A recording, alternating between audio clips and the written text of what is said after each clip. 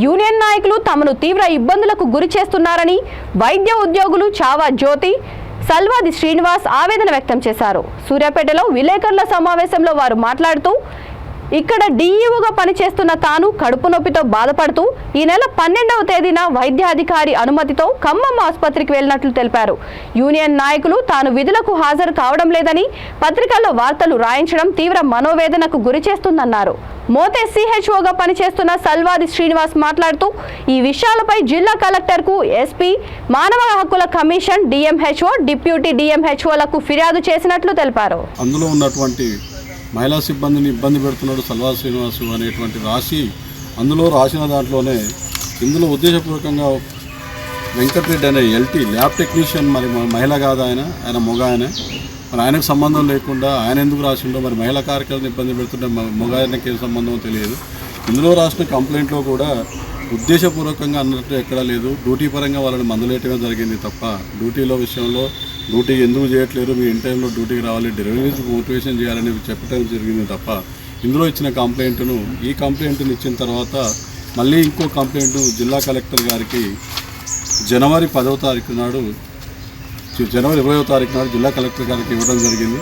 జిల్లా కలెక్టర్ గారికి ఇచ్చిన తర్వాత ఆ జిల్లా కలెక్టర్ గారు జనవరి 20వ తారీఖు నాడు ఇస్తే జనవరి 25వ తారీఖు నాడు DWO మేడం తోటి ఎంక్వైరీ రిపోర్ట్ రాయించడం జరిగింది. DWO గారు ఎలాంటి ఎంక్వైరీ నూతనకల్ ప్రాథమిక ఆరోగ్య కేంద్రానికి రాకుండా ఎవరైతే కంప్లైంట్ ఇచ్చినటువంటి వాళ్ళు ఉన్నారో మహిళల ద్వారా సమాచారం తీసుకొని ఆ సమాచారాన్ని 25వ తారీఖు నాడు కలెక్టర్ గారికి అందజేశారు. కానీ 25వ తారీఖు నాడు కలెక్టర్ గారికి అందజేసినటువంటి ఆ సమాచారాన్ని మళ్ళీ ఏప్రిల్ 10వ తారీఖు నాడు బయటికి తీశారు. అది ఏప్రిల్ 10వ తారీఖు వరకు కూడా నేను అప్పటికే జనవరి 13వ తారీఖు నాడే గౌరవ డిఎంహెచ్ఓ గారి ఆదేశాల మేరకు నేను, డాక్టర్ నాగరాజు గారు, నా భార్య అయిన చావా జ్యోతి గారు, మీ ముగ్గురం మోతే ప్రాథమిక ఆరోగ్య కేంద్రానికి వెళ్ళడం జరిగింది.